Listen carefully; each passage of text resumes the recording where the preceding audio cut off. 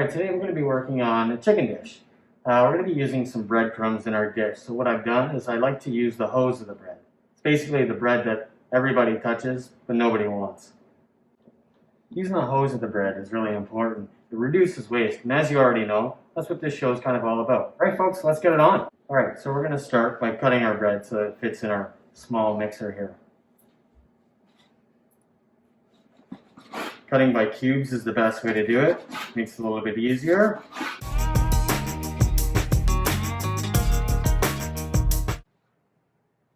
As you can see, I just continue cutting until the squares happen. Make sure to use a bread knife. It doesn't squish your bread and makes pretty even cuts. Alright, now that our bread's cut, we're going to add it to our food processor. Food processor here is quite small, so I'll probably do it in a couple of rounds. If you don't happen to have one at home, don't worry. You can also put it through a cheese grater.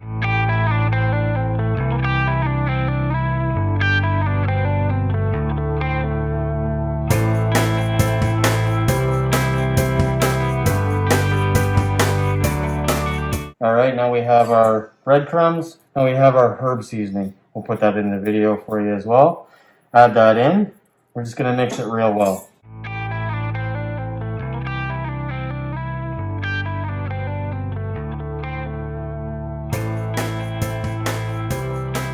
Alright, now we have our seasoned breadcrumbs. That's perfect. What we're going to do is we're going to just tray it out. We're going to toast it really lightly on a preheated oven at 350 for about 15 minutes. You get nice and crispy. And about halfway through, we're going to move it around a little bit so everything gets toasted completely. We're going to have a pants party. Alright, here we are. So basically it's nice and crispy, nice and dry. You can use any bread, white, brown, multigrain, it really doesn't matter.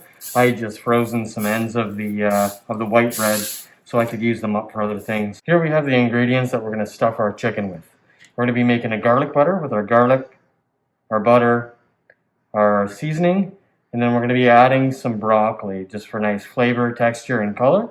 It's going to be quite delicious. Alright, so we'll start with our room temperature butter, get it into a bowl, and we'll go ahead with our garlic. Once again, keeping all the bits for the compost or stalks for later.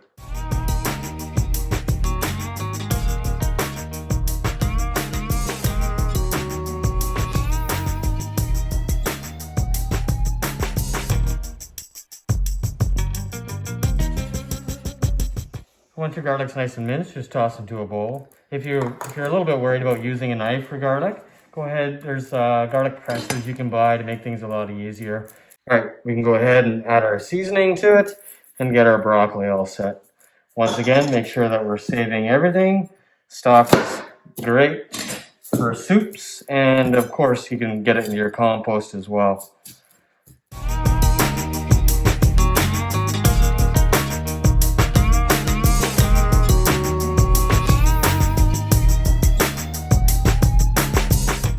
Now we're just going to fold everything in together. Using a rubber spatula, I like to get everything just kind of nicely in. Once again, make sure it's room temperature. It's a lot easier to use than straight out of the fridge. And there we are. As you can see, it's nicely blended. Once again, keep it at room temperature. It's going to be much easier to use when we need to. Alright folks, here's our chicken. So when you're buying chicken, don't worry too much about what you're getting. You want to be a little bit careful. Obviously look at dates. But go for the most inexpensive if you can. Save yourself some money there. Skin on, bone in, it's all fine. That's easy trimmed. I was lucky enough to get these ones that are skin off, no bones, at a really good price. When looking at our chicken, make sure we bring it to us, and then you'll see little parts like this. We want to trim that off right away. And all the fat that you might see along the sides and everything like that, we're gonna trim that off as well. You can see there's going to be small ends. We can use that for soups, or even if you want to make little chicken strips, things like that. It's great for that as well. So we're just going to take that right off. Find these little parts. We're going to get that off as well.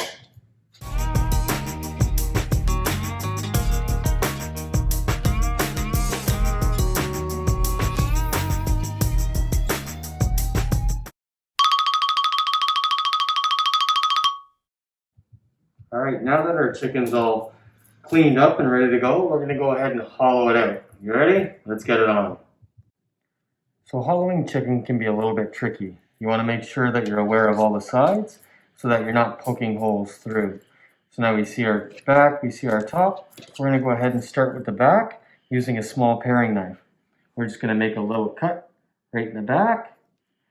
And we're going to keep moving our knife deep, clearing out little areas all throughout the chicken, just to get enough area where we can stuff it with our goodness over here.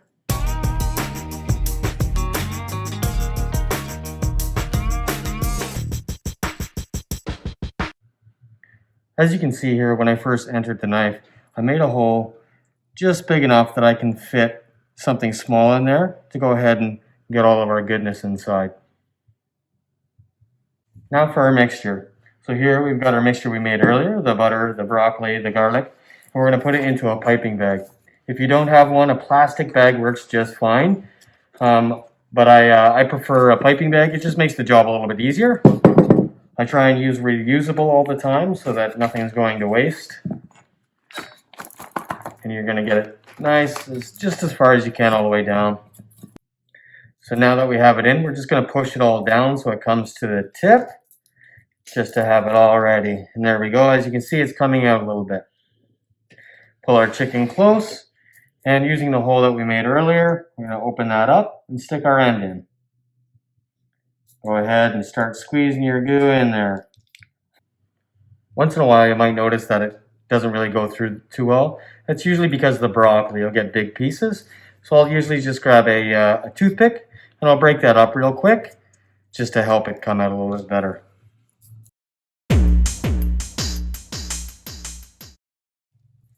So what I've done, because I was having a real hard time with some of those broccoli pieces, I took the tip right off and I'm just letting it go right through the bag. It works great that way. As you can see, it's filling up and I'm just helping it go down. Once you're all done with that, we're just going to fold it over just to kind of seal that edge before we start our breading process. Make sure that all of our ingredients are pushed in there nicely. Oh, look at that. That guy's already fallen out. And we can just get rid of that guy. There's still plenty in there. All right, now for the messy part, the breading. First we have a bowl of flour, then we have a little egg wash, just a touch of water in there, beat it real quick, just helps it expand a little bit. Then we have the breadcrumbs that we made a little bit earlier. This is a pretty dirty job, so I try and suggest when grabbing it from here, just use one hand, keep the other hand dry so it doesn't get too messy. Here we go, let's get it on. All right, first chicken, we're gonna bread first. The reason we bread it first is it gives the egg something to stick to. There we are. So breading right into the egg wash. And then, nice and easy, right into the breadcrumbs.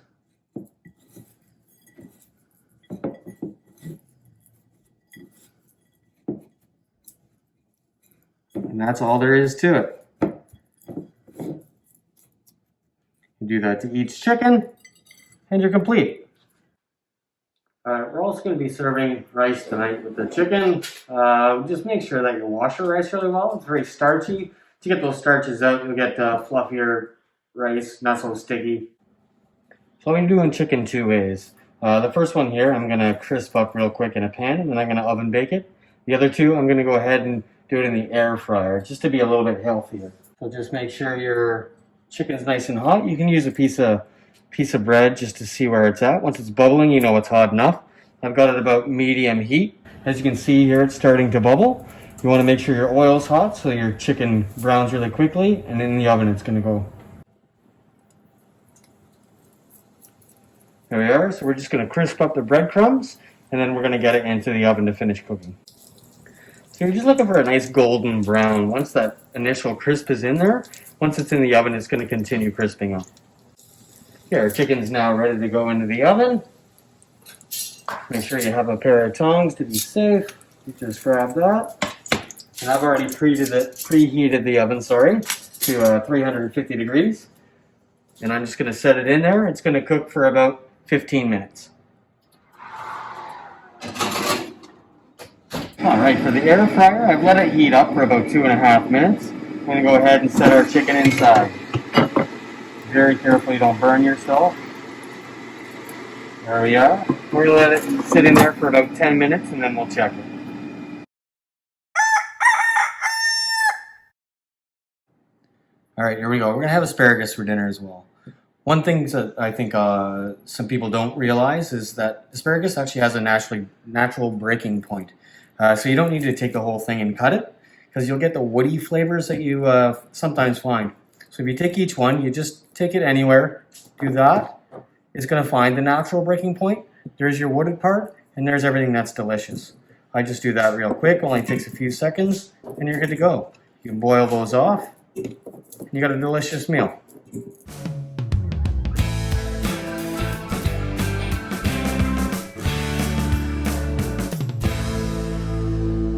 After about 3 minutes of boiling the asparagus, you want to get it into a strainer, and then you want to shock it. By that I mean basically just hitting it really quickly with some cold water. That's going to stop the cooking process and keep in the nice bright green colors. So the chicken in the oven is looking pretty good. So now to check it to make sure it's done, there's 2 ways to do it. One, make sure it's good and firm. You don't want to push where the filling is because that's going to be really soft. If you're not 100% sure, a thermometer is always good to use. What you want to do is you want to make sure it's right around the 165 to 170 mark, and that makes for a pretty good chicken breast and it's still nice and juicy. And we're hitting right around 140, so I'll give it another 5 to 7 minutes and it'll be complete. And same thing with the air fryer chicken. As you can see, it's climbing quite high. The air fryer does cook a little bit faster than the oven for sure, and that's going to be perfect. So it's sitting right now at about 160, and I'm going to leave it in there just to keep warm as we finish everything else off. And now we're going to go ahead and saute our asparagus using a little bit of butter, salt, and pepper. As you can see, the colors are still nice, bright, and green.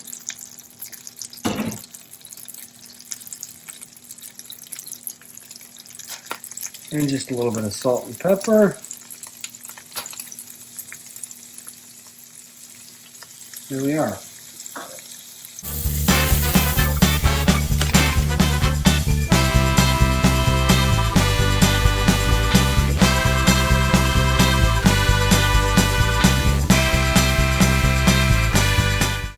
And as you can see, we've got the nice insides, everything's really good. And there you have it, a nice Chicken Kiev. Hey folks, I hope everything turned out well for you. If you'd like to see your dish on here, go ahead and add it in the comments and I'll make sure that I make a video for you. Make sure to subscribe to the video so you can see it as soon as I post it.